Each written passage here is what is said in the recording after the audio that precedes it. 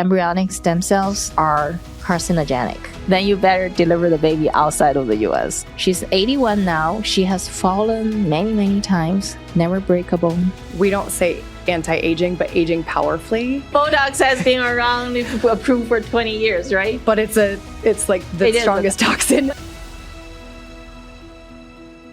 Welcome back to Stem Cell Talk. I know you have a lot of questions, so let's get into it. One, I would love to know what are stem cell therapies in general? How long did they last? And how did you get into sort of starting to use them? So I got into the stem cell because I already had the retreat in Colombia. Mm-hmm. Then because in Colombia, they don't have as much stringent regulation. Is that a bad thing or a good thing? I think it's a good thing. Yeah. You know, actually, healthcare in Colombia is much better than here. Okay. How so?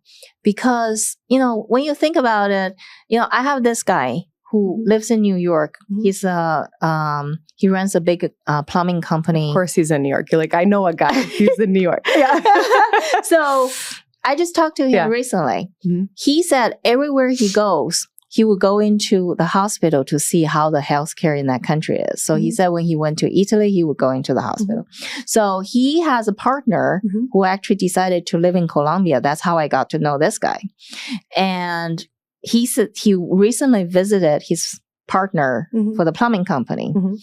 And when he went there, he also went to the hospital in Colombia. He said he was very surprised how well the hospital in Colombia is, because we're located in the area that's very close to the airport of Medellin. And there's a big hospital right on the way from the airport to our retreat. So, you know, you don't even need to worry about what if something happens to you or anything like that, because the hospital is right there. And the hospital, when you go inside, it looks very nice. Yeah. It doesn't look like a hospital here. It has very nice windows and then high ceiling, has waterfall. Yeah. So it's very soothing. But that's not the point. The point is, in Colombia, if you go to the hospital, you want to have MRI, you want to have all these tests, you can get it done within a few days. Not like here, you have to wait for 3 months, you have to get authorization, all these bureaucracy that delays, or even like people needing tooth transplant from dental work. Then if they go to Colombia to do it, it's, if not the same quality, it's even higher quality. And you can get it done within a week. And then, of course, sometimes for teeth transplant, you have to do the molding first. And then after 2 months, when you're the area where you need the transplant completely healed, then you do the transplant. So you have to go there twice. Yeah. But the cost of that is like around $2,000. And whereas here it's like per tooth, $10,000 at least. Yeah. And then you still have to wait for 6 months, 1 year, all these things. So that's why, you know, even in World Health Organization publication back in, I think like a 2000 around that time, they actually listed Colombians' health system much higher than United States, Canada, Germany. Wow. Was that the impetus for you choosing to have your retreat there? So I chose the retreat initially because of the energy, the weather, because I go by how I feel. Yeah. So when I go there, I feel much more relaxed. I feel my body, just the flow of energy is much better instead of being stagnant if I stay here for too long. No, I completely understand that. Yeah. So I really want this kind of flow. So that's why I like it. And also the weather there is 70 Fahrenheit all year round. Yeah. So you don't need to worry about extreme cold, extreme heat. Right. But then while I was looking, just accidentally again, I don't know why, like there were articles popping up on my phone at that time that saying Colombia is one of the top destination for retirees because they have very good health care. And then the living Quality standard is and very high and you don't need to spend a lot of money. So for people, you know, if you want high quality retirement life without draining your savings, that's a ideal place to go. Yeah. So wellness tourism is everywhere right now. I'm super interested in it. Why do you think it's booming right now? Is it because they can't get what they want in the US? Do you think it gives them an excuse to see the world? What do you think it is? I think some of them are like cosmetic surgery related. So it's much cheaper to do facelift. I mean, we're not getting into the BBL because I do not think that should be a thing. But I know. I don't even think people should get like a fillers, Botox that often. Oh yeah, we gotta chat through that later. 100%. Yeah, exactly. So, but it's people's choice. They want to do it. Then it's so expensive here. So if they go to Korea or they go to Thailand or even Brazil, it's much cheaper, right? Yeah. But I would never do those type of things. Again, it's against nature. I don't want to do that. Yeah, I hear you. So going back to nature and the body. So stem cell therapy. There's 2 types of stem cells, right?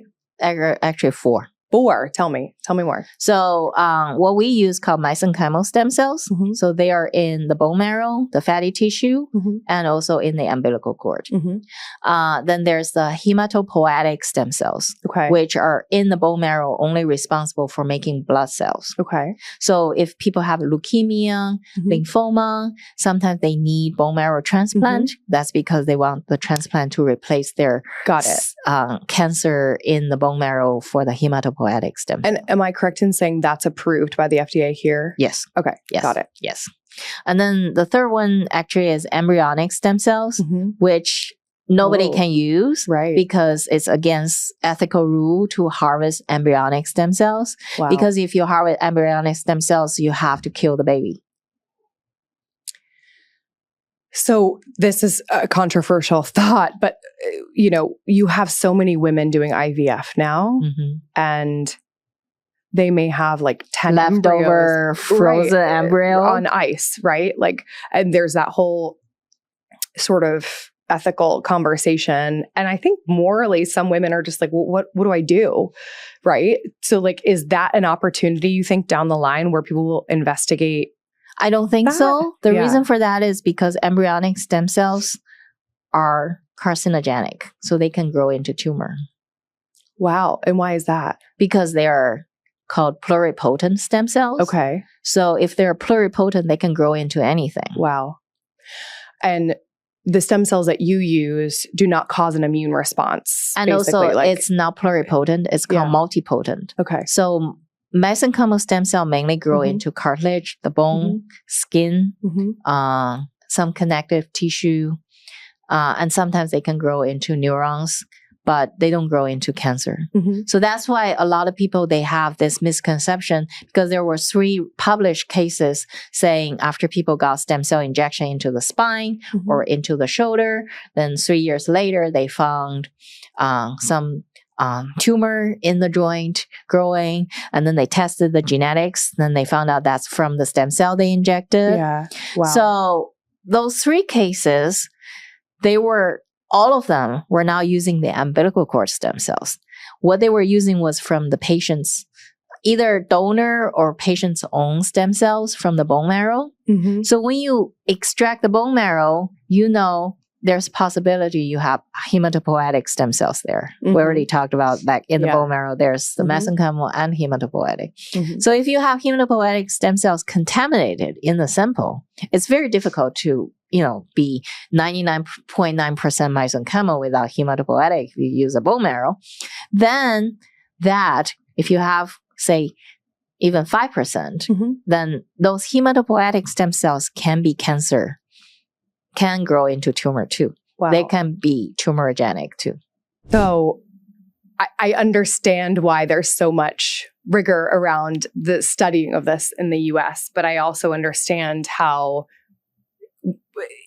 is it because the science hasn't caught up to what other countries know or what we actually do know about the use cases for stem cells? So we know these, but I think also the big pharmaceutical so the 4th one I haven't mentioned. Oh yeah, sorry. Is induced pluripotent stem cells.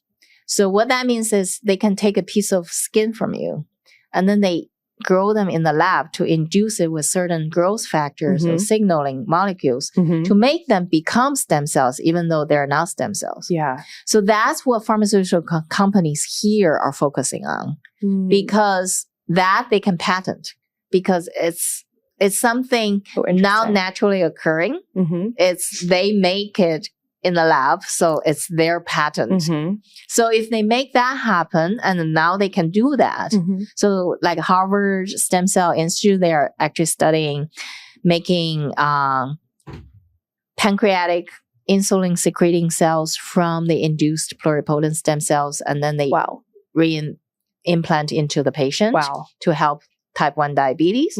They say it has, of course, yes, if you have stem cell already become insulin secreting cells, it will help type 1 diabetes. Right. Or people with even Parkinson's, if they can make induced pluripotent stem cells and grow them into substantia nigra cells that are the cells affected in Parkinson's, then if you implant those into the brain, of course, you have to open the brain to do that. Right. Then it can help Parkinson's. And Alzheimer's? Maybe. Because Alzheimer's is more complicated than just... Because Parkinson's focus on that part of the brain. Or even like people with epilepsy. If you can identify which area of the brain has the epilepsy, causing the epilepsy, then if you use the induced pluripotent stem cells that grow into neurons and then you implant into the brain, that's another procedure can help. Or people with genetic conditions. So if they're born with genetic deficiency for certain things causing, say, neurological conditions, then you have to introduce the correct cells that can grow into the right neurons without the deficiency, without genetic. So that you have to use the induced pluripotent stem cell. Okay. So what we do here is mostly more like not very specific to those conditions. But of course, these types of cells can help Parkinson's and Alzheimer's as well. For epilepsy, I don't know because I haven't got a case to treat it to see whether it helps or not. Theoretically, maybe, I don't know. Or autism, I do know it helps autism in kids.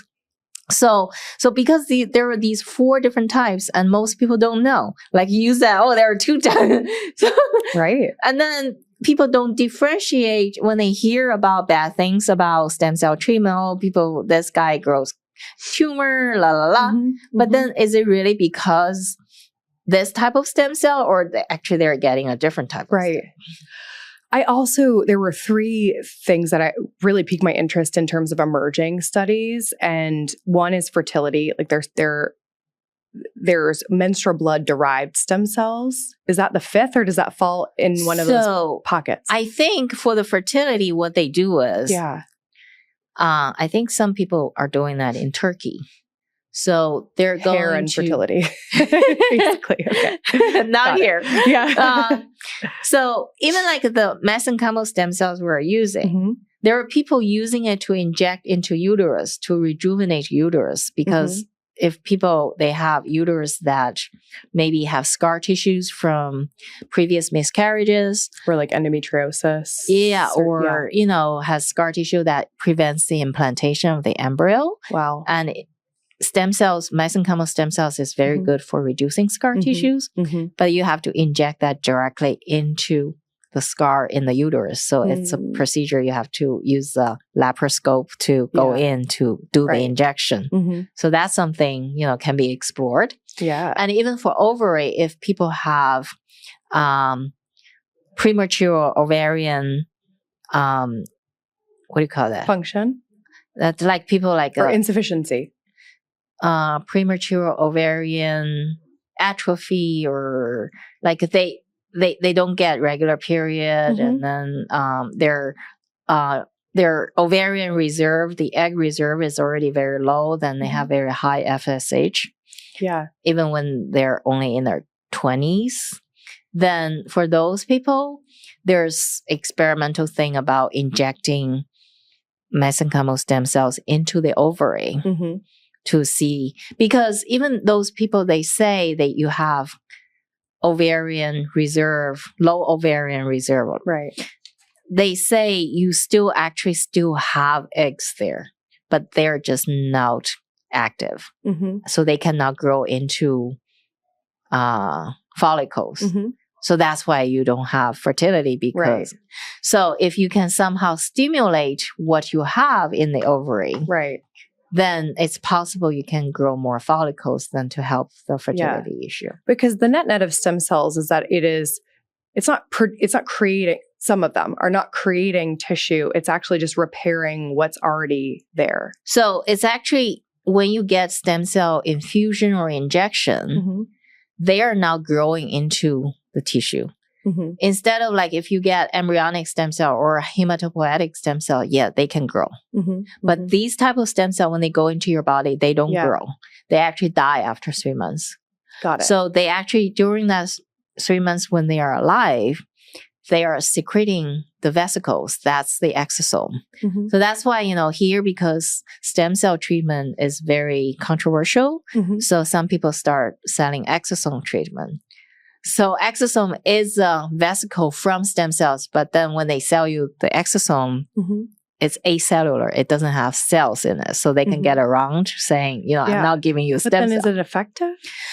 For some conditions, actually, it can be effective, but it depends. Yeah. But in general, for joint or those things, stem cells are more effective than exosomes. So let me ask you, when you were talking about the umbilical cord, I have 2 questions on that, because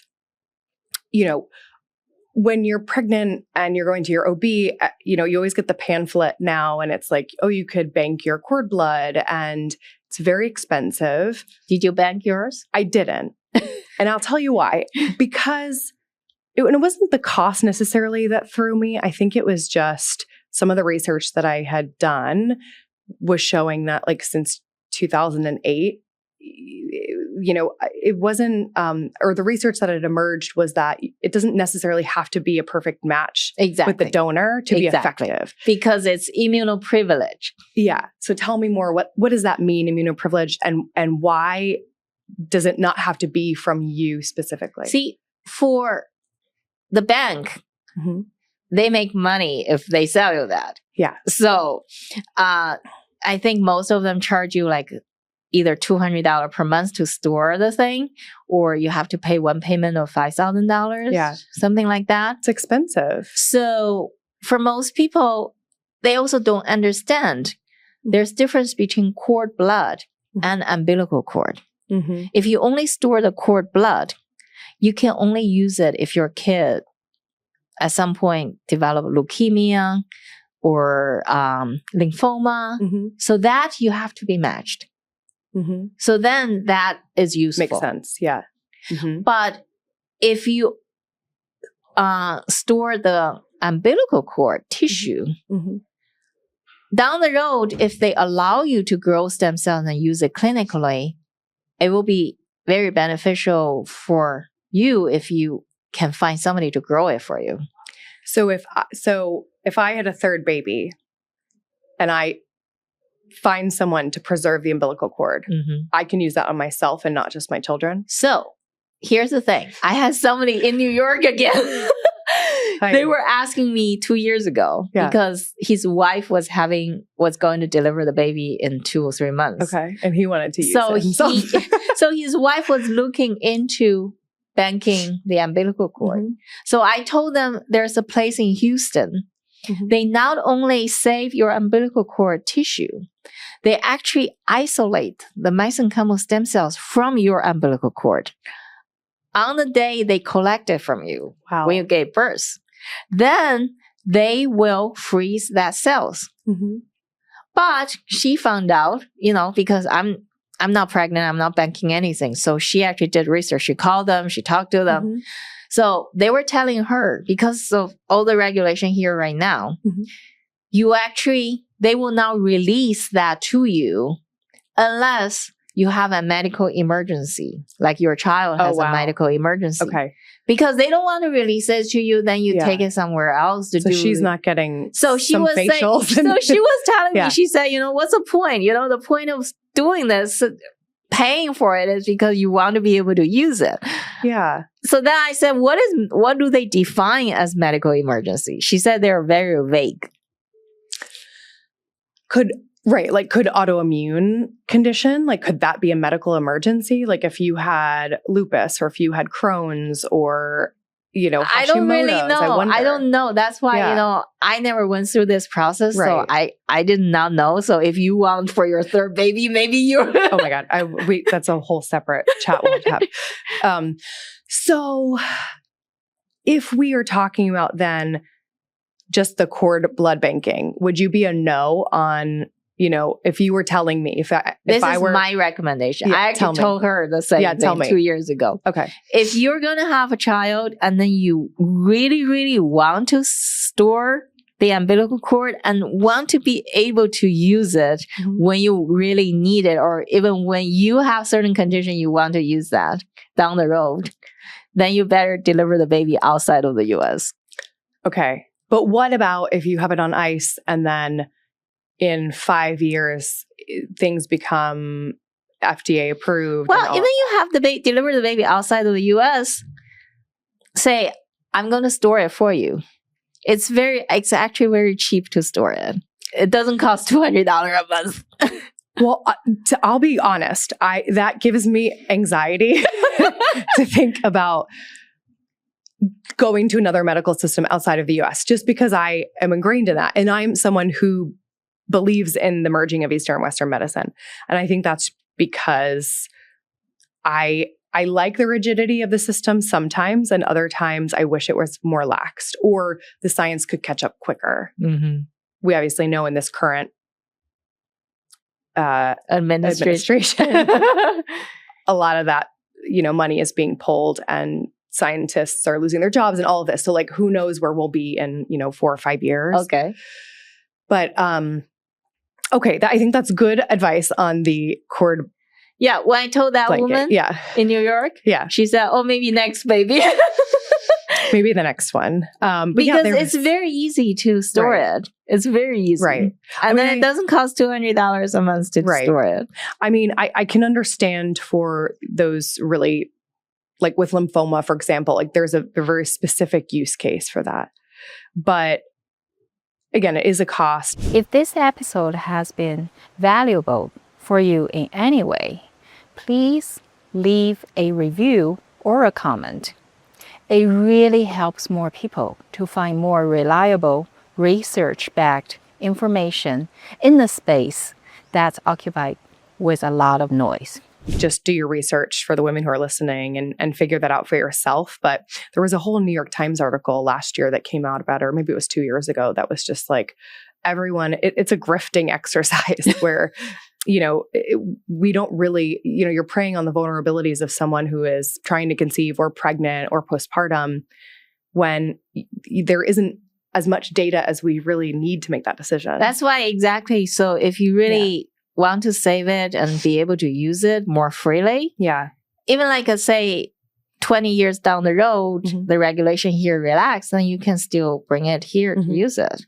Yeah. But if you do it here, then right now it sounds like to me, it's almost no chance you can use it. Right. So what's the point? So save your money. Yeah. Save it on that. Save it on all these supplements. Exactly. Yeah. So what's the point? Right. It's another commercial thing to get more money out of it. Right. Exactly. So when you have folks coming to your retreat, and women specifically, what are you treating them for with stem cells? Most of them, they actually come here for, say, autoimmune or joint pain. But then when they learn about, stem cell can help the face, then they would do the face as well. So say I have a friend, she has Hashimoto's, she goes to the retreat.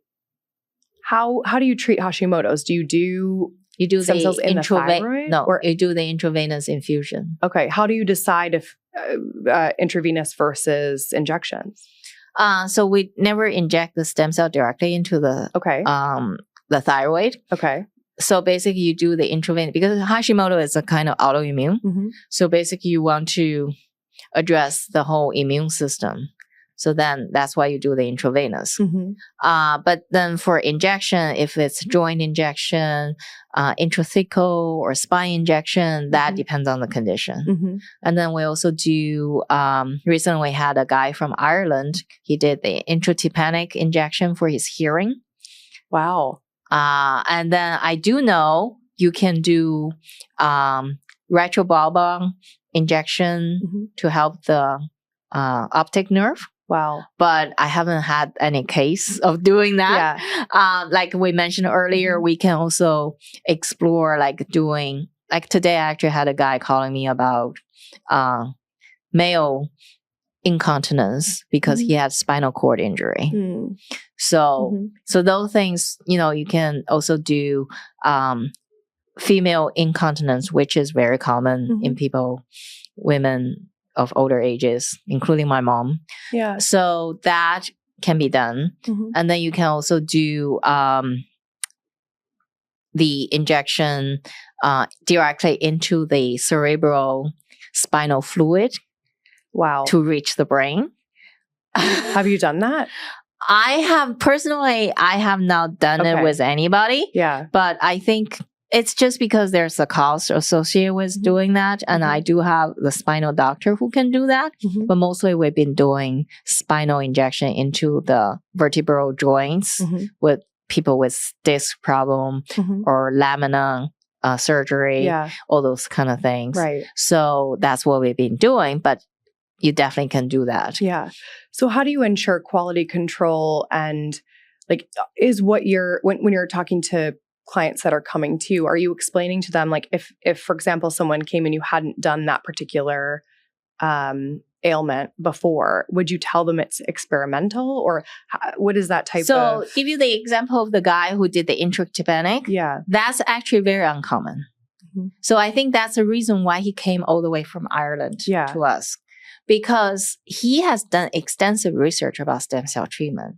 And in European Union, in UK, even Germany, all these countries, they're controlled by European Union agency like FDA. So for them, they have not approved any stem cell procedure either. So this guy has done extensive research about stem cell. He knows more than anybody else. Yeah. Because sometimes he would pop up talking like just 2 weeks ago when he was doing IV with me, he was popping up question about like he knows the stem cells generation. If you grow more generations, the cell become bigger. Most people would not know that. So he knows all that. And he's done all the research. And then I think the reason he chose to come to Colombia because I gave him the option to do the intratympanic. And that is not something you can do anywhere. And I have not seen anybody advertising like other stem cell clinic. And was it effective? So he actually, while he was there, he actually said he had his hearing aid reduced 1 notch and he could still hear well. Great. And also he was doing FaceTime with his wife.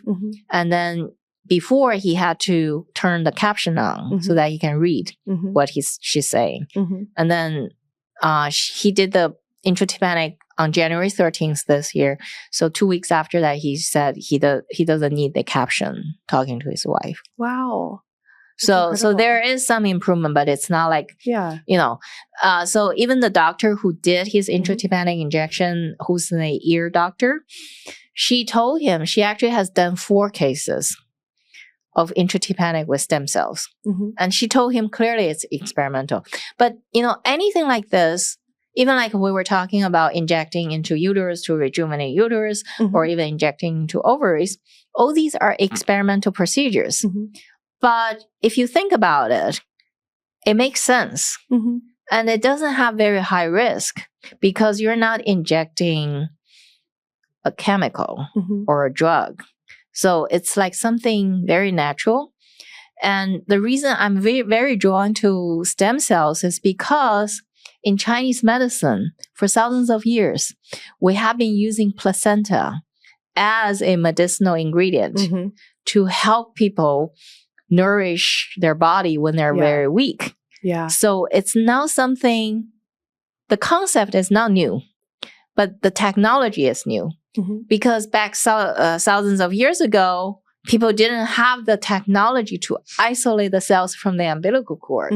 So they basically just grind up the whole placenta and umbilical cord and eat it. Right.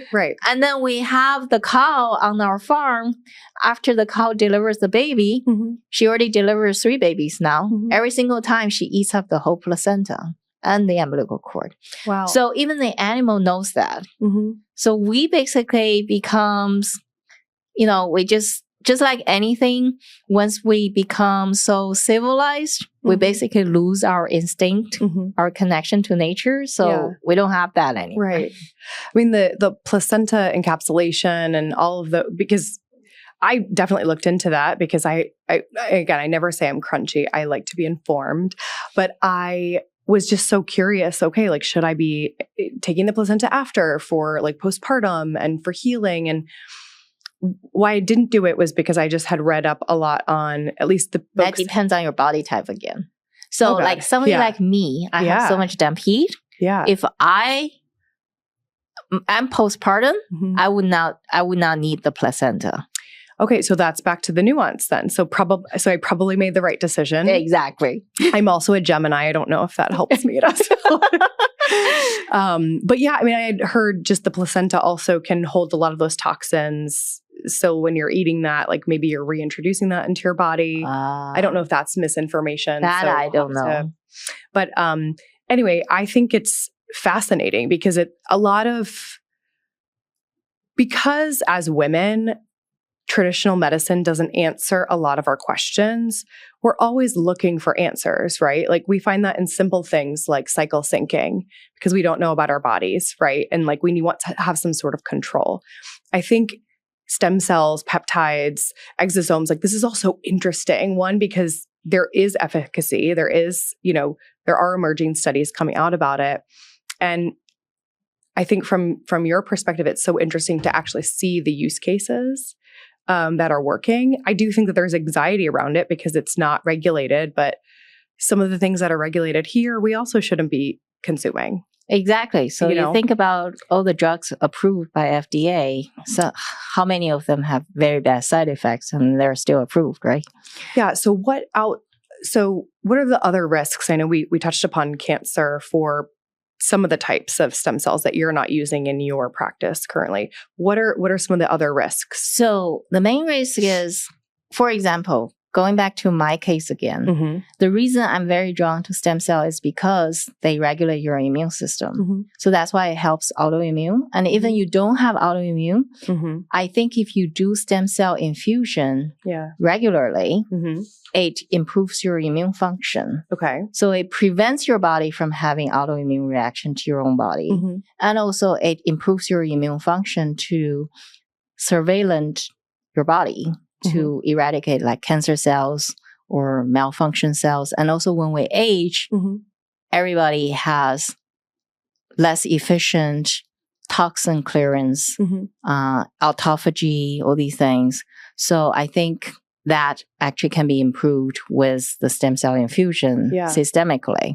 So because I was diagnosed with this slow growing, whatever you call it, so that's the other reason why I have been doing stem cell infusions on myself for the past 4 years, because I feel that can help my body's immune function to eradicate whatever cancer cells is growing in my body. Could there be any sort of like cross-contamination or like what would be a negative reaction with your body from like a donor cells, for example? If the cells are pure, not contaminated with, say, hematopoietic stem cells we talked about or any other things, most cases 99% people doing intravenous, they can just get up and go. No problem. Like yesterday, that guy's wife did the intravenous. She had Hashimoto.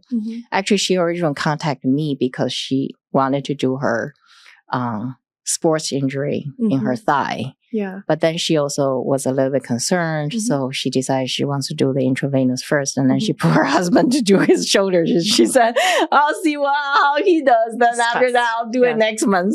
So, here's the experiment. Even people who are very open-minded, they have a lot of concerns too.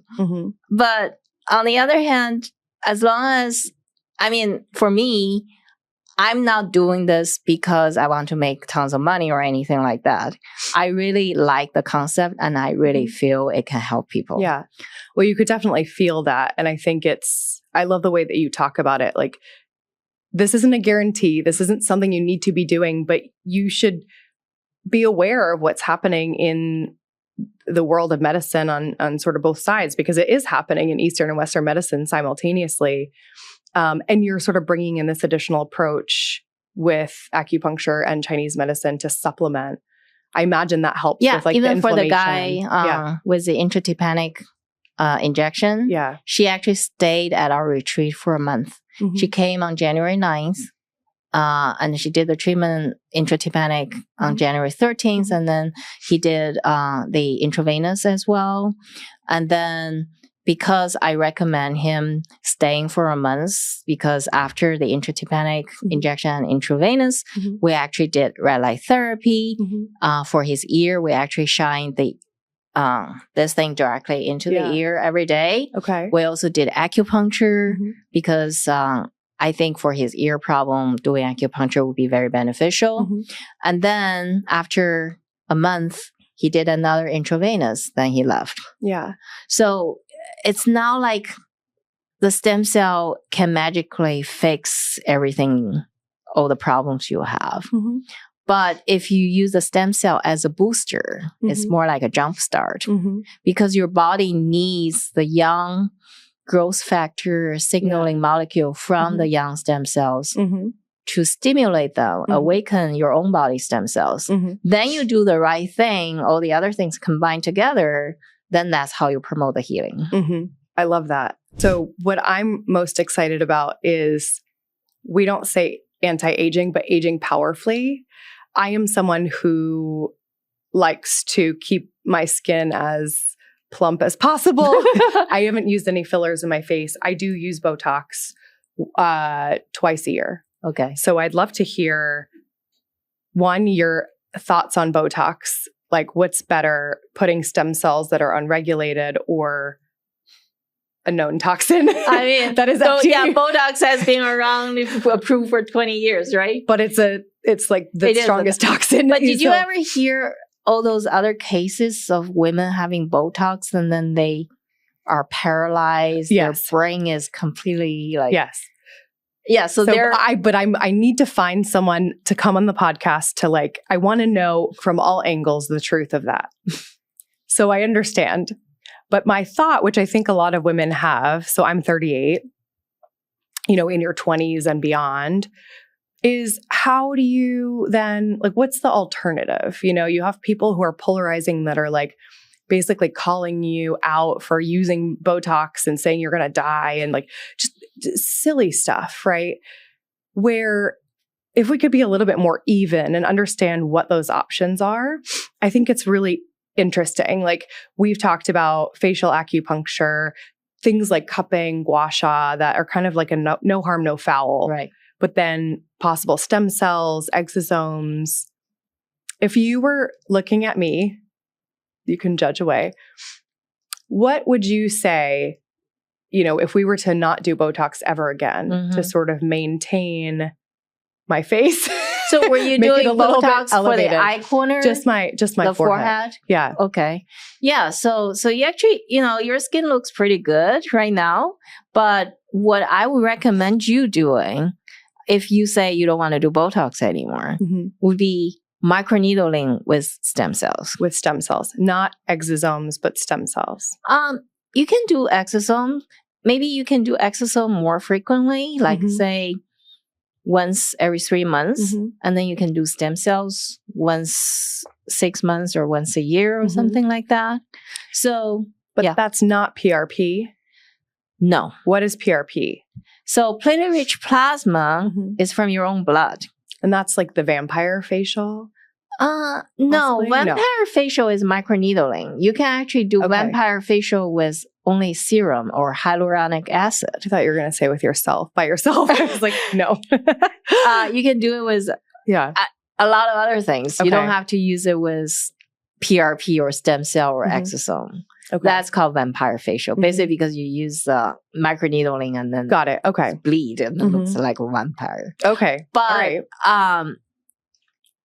but actually PRP is a good candidate for facial as well. Mhm. And when I do my face with stem cells, I Mhm. actually mix the stem cells with PRP. Interesting. So you actually get both. Okay. But your own blood Mhm. also declines with your age. Mhm. So right now you're 38, it's not that bad. Mhm. But when you reach 45, Yeah. your PRP quality also declines. Mhm. Of course, you can stimulate it with Mm-hmm. this to stimulate your own PRP. Yeah. But it's still limited. Mhm. So if you combine that, stimulate with the light, and then combine with stem cells, that's the best. Okay.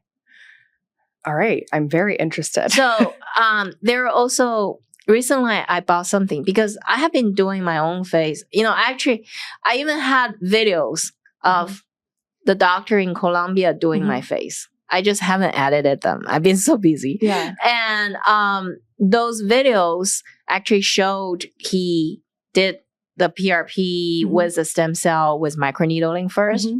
And then we actually inject the PRF, which is your PRP, you treat it with heat, then it becomes a gel. So it's biological filler. Oh, wow. So I was doing that on my eye corner. Mhm. And then after that, I inject more stem cell in there. I have been hearing a lot about exosomes for the under eye area because filler migrates, and I've always had hollows. I'm Italian. I was born with the dark circles. So I've been very curious about that with exosomes, or it sounds like the PRF could be interesting. So first of all, your darkness here is not that bad. Oh, You yeah, I know. have concealer on. Don't- Shout out to Tower 28. It's a good one. And then, this, Mhm. I have not experimented with PRF. I do know if you don't do Botox for your forehead, if you do the PRF with stem cells, it will be very effective.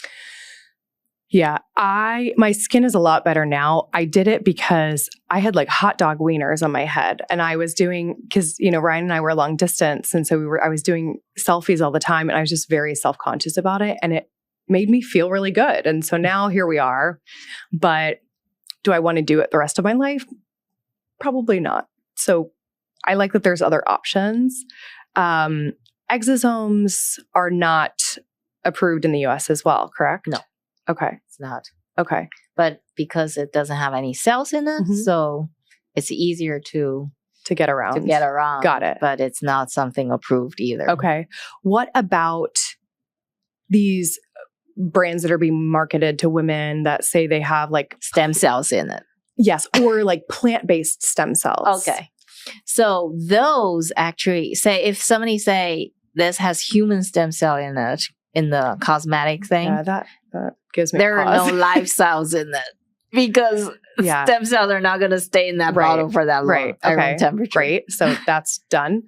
And even like you say, put exosome in the cosmetic products. Mm-hmm. There are a lot of them saying that too, right? Mm-hmm.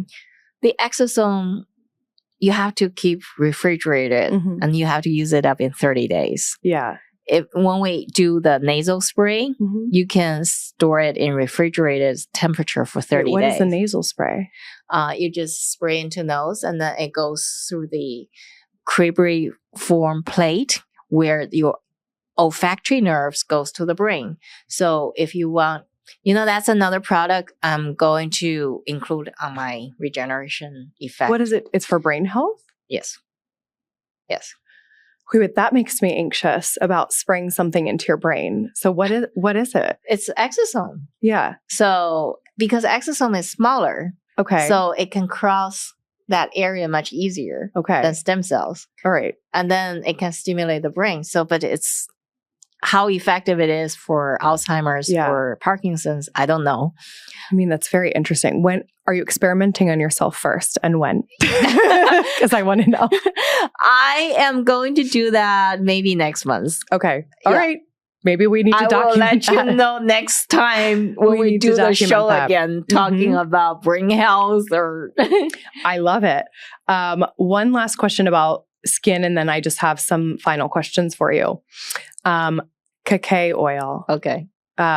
You were so wonderful to be a part of our GenWell launch, and you had offered part of our Wealth Collective. So products that are not preying on women's vulnerabilities, but really supporting them. And so I'd love to know just like a quick little bit about Cacay oil and why we should maybe incorporate that into our skin routines. So I have started doing Cacay oil only since August last year. And I went to your event in September, right? So I feel that oil because I always like something from nature. And then that oil is 100% pure oil from the Cacay nuts. And then the Cacay nuts are from the tree that's growing in Amazon forest. And then that nut has very high protein content. So you can even use the nut to make protein shake. And it has higher protein content than quinoa or almond. Oh, interesting. Then the oil itself has very high natural retinol. So we all know retinol is good for anti-aging of the skin.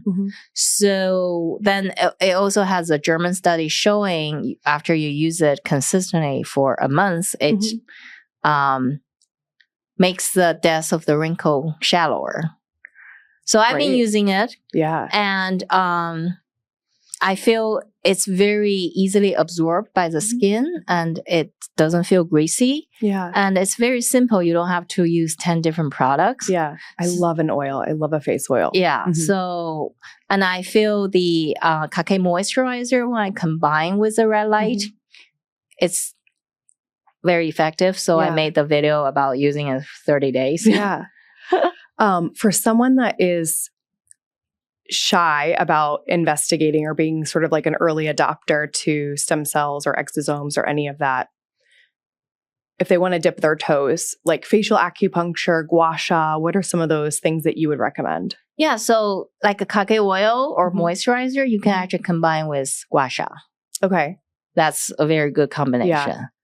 And then the facial acupuncture, you know, I've started doing facial acupuncture 25 years ago for people. And I even made the NBC here, they actually even did a show. I still have the clip about it. Yeah. I just feel facial acupuncture, say after you do stem cell injection or microneedling with stem cell exosome or PRF or PRP, all these things, after you do that, and then you do the facial acupuncture, it can enhance more the of the effect. maintenance. Yeah. Got it. But if you already have lines and then you are hoping doing facial acupuncture to reduce the lines, it's kind of very difficult. Okay. That's very useful. PRP for your hair? Or exosomes? Yes. Like I feel like my hairline is going back or like my postpartum hairs haven't grown back yet. Okay. So what do you do for that? Or like, you know. Okay. So we have a protocol for that. That's very common.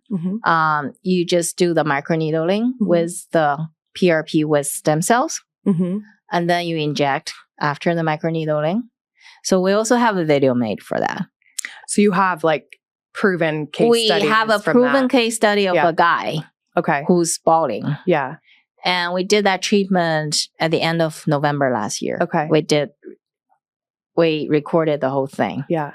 And then actually when I'm going back there, we're going to do a follow-up photo so that we can compare the before and after. So I love it. Well, everyone needs to stay tuned because we're getting updates all the time. Yes.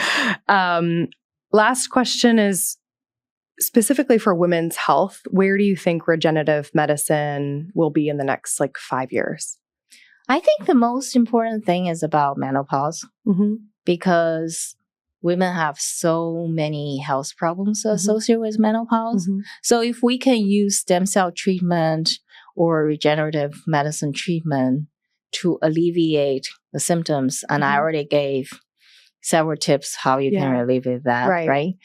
Or I was thinking top of mind would be preventative for osteoporosis. Is that something that could be part? If you talk about that, yes, my mom. Yeah. So my mom has severe osteoporosis, but she doesn't take any osteoporosis drug because all the osteoporosis medications are not addressing the root cause, which is your body cannot produce enough bone.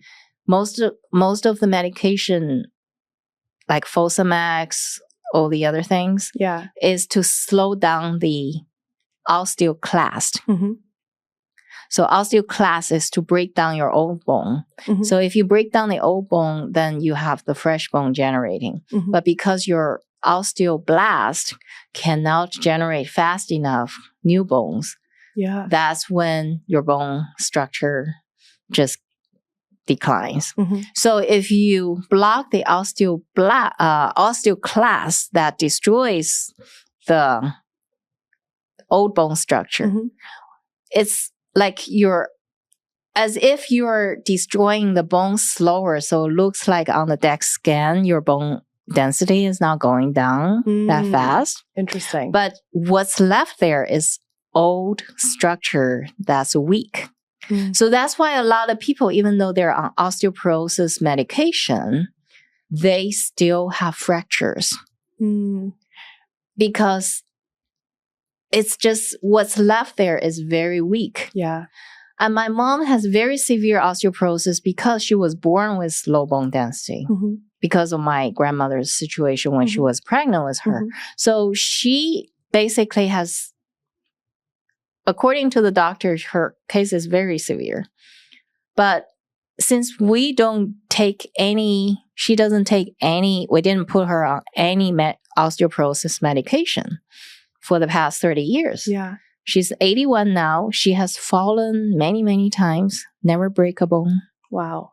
So, but I'm not trying to tell people not to take medication. Right. So again, you have to address this case individually, but it just doesn't make sense to me, even 20 years ago when I was not doing stem cells, that you take those medications, you can strengthen the bone. And well-known side effects of Fosamax, if you take Fosamax and you have dental procedure, then sometimes you would get ulcer in your mouth and you cannot heal for a long time because of the Fosamax.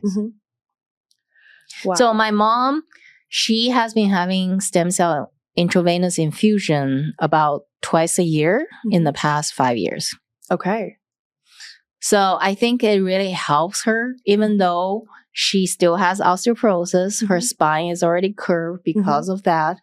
There's nothing we can change that. Right. But what we can do is to have good quality of life for her so that she's not going to have broken bone just from a minor. Because sometimes people with osteoporosis in their 50s or 60s, they haven't even fallen or anything. They just bump into something, then they have a fracture. Right.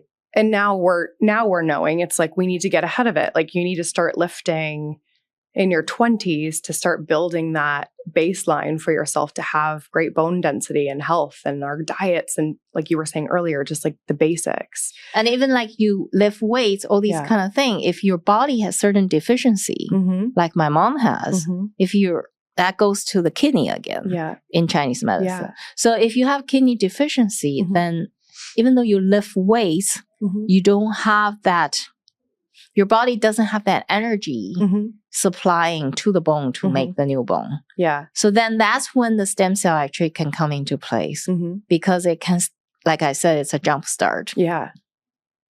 It's all so fascinating.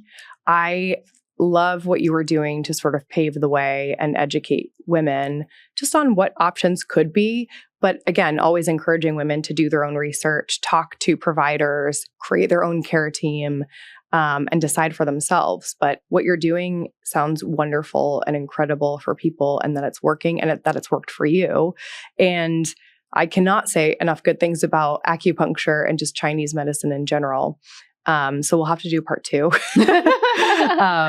Just some light, fun, personal questions for people to get to know you. We'll end on that note. What's a wellness trend that you found on social media that you've actually leaned into?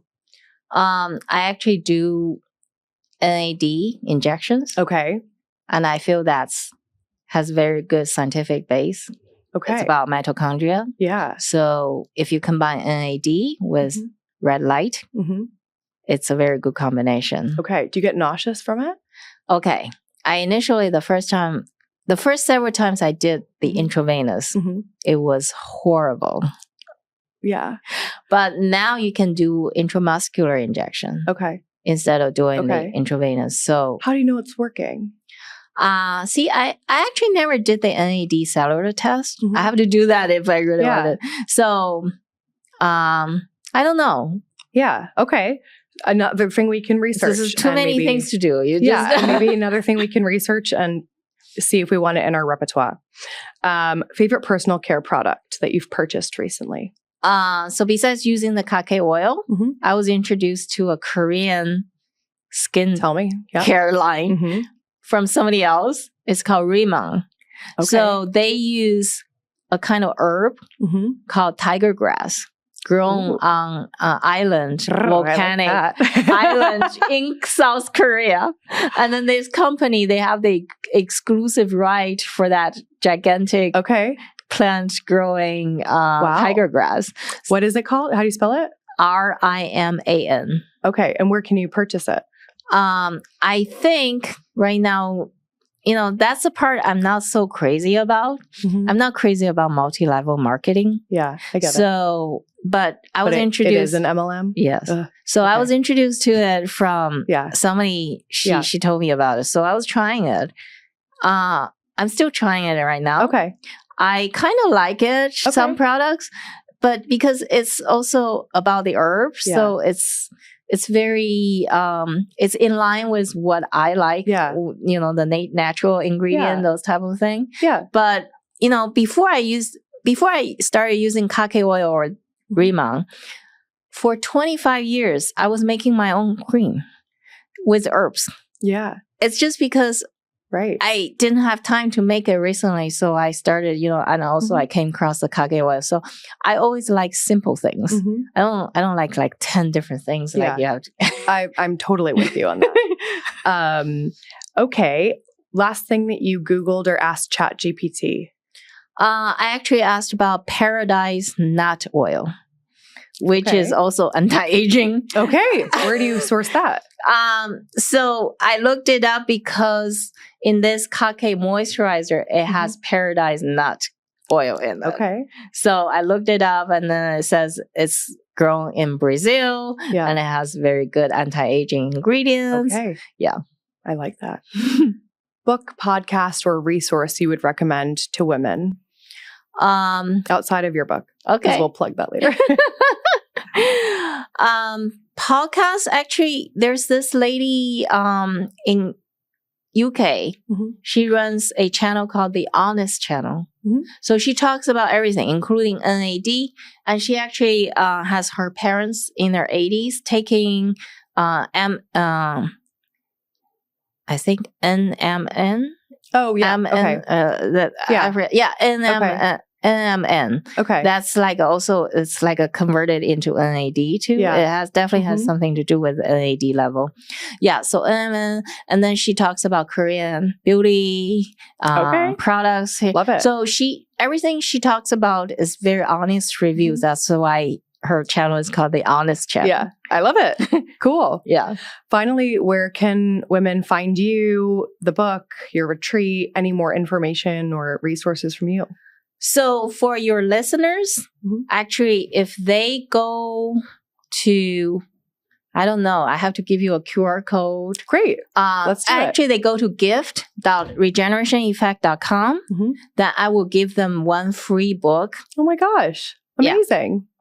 Cool. I love it. Thank you. That's a nice surprise. So they will get the download. Okay. And then from there, if they want to, because this one is the abridged version of the big book coming. And then this is book 7. And then for each principle, I have a smaller one, which is like pamphlet size about the 6 principles separately. Awesome. Yeah. Very cool. So amazing. Well, I'll include all of your information in the show notes as well. But thank you so much. This was an amazing conversation. I feel like we've learned so much about stem cells and Chinese medicine, and keep doing what you're doing. We will stay tuned for all of the updates. And, I know. So nice being on your show.